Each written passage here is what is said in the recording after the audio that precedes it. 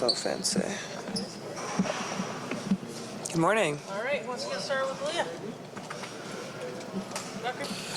Hey. I want to ask, what is the biggest benefit from being able to kind of have those Team USA workouts? I know you've talked about it. Caitlin's kind of talked about how she was able to use it as part of her kind of comeback. How valuable is that for you guys kind of to have those training camps and sessions during offseason? Yeah, it's great. I think it's super important. I think it, once again, just allows you to be able to play with people that you don't typically play with. And I think that's always a great opportunity, especially in the off-season. So, yeah. Well, yeah, when you get the uniform on and you realize the preseason is this weekend, and you expect this and hope this to be a very long journey, what's the excitement level knowing, okay, we're about to take that first step? Yeah, I'm super excited. I think Media Day is always super fun because, you know, like the season is literally right around the corner. And there's no better feeling. I feel like off-season always just feels like the longest time of our lives, and now the season's here, so we're ready to go. Aliyah, we were talking to Stephanie White earlier, and she was saying, hey, we do want to win one for Kelsey. Obviously, we all want to win one, but what has that bond been like for you, like player to player, person to person, and also do you share, I guess, that responsibility or that urge to try to go win a championship? Yeah, I mean, I love K-Mitch. I love Kelsey so much. I think she's just made my time at Indy just so much fun, and she's just been a great vet for me. And definitely, I think Kelsey's just poured everything into this franchise, into this program for years. And so, obviously, us getting so close last year, and especially the way that we ended, I mean, for her, this would be amazing. And I feel like every time we go out, that's our mindset, is winning a championship and bringing that back to Indy. So that's always at the forefront of our minds. On the right. Leah, Sophie talked earlier about managing like her podcast, but also being able to be successful in the court. You're someone who's continued to be successful in the court, grow in the court, but also manage your own, outside. How are you able to do those different things? What are you doing?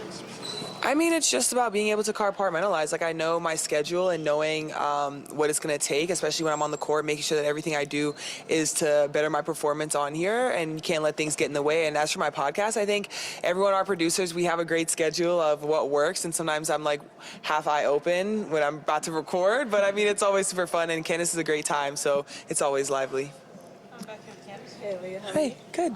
Obviously, championship or bust may be too binary. However, after what happened last year, how far you guys got in spite of all the injuries, is it a reasonable expectation that that's what the mindset is here?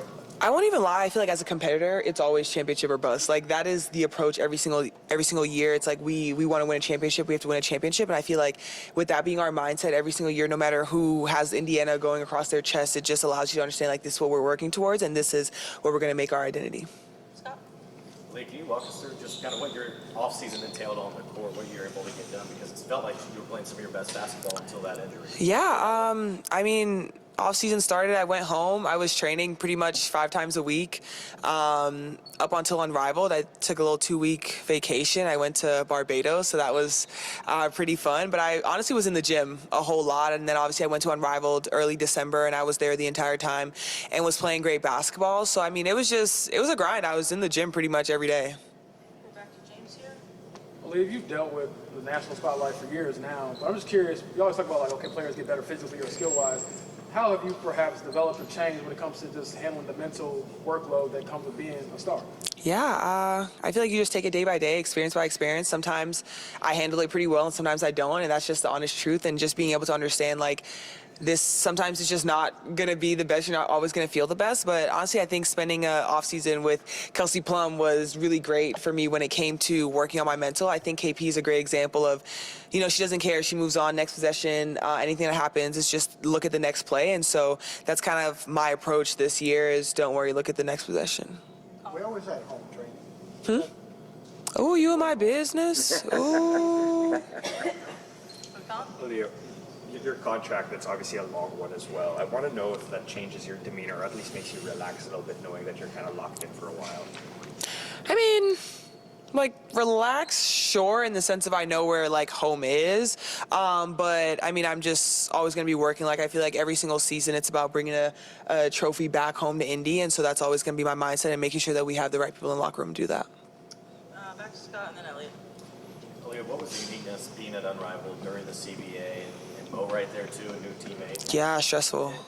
And the conversations that you guys could have and things you might be wondering about, all those things. Yeah, it was great. I mean, obviously you have conversations about teams and like telling people, oh, you should come play for us. You can play for us. And Mo was obviously Kelsey's teammate, so I think Kelsey probably did a little bit more negotiating for Mo. But I'm super excited that she's here. But I mean, everyone was just kind of talking about the CBA when we were in Miami, just making sure that we'd get one signed by the time the season came around. But I mean, everyone was just open to conversation, love to talk. So, yeah. You were named decoy of Unrivaled this season.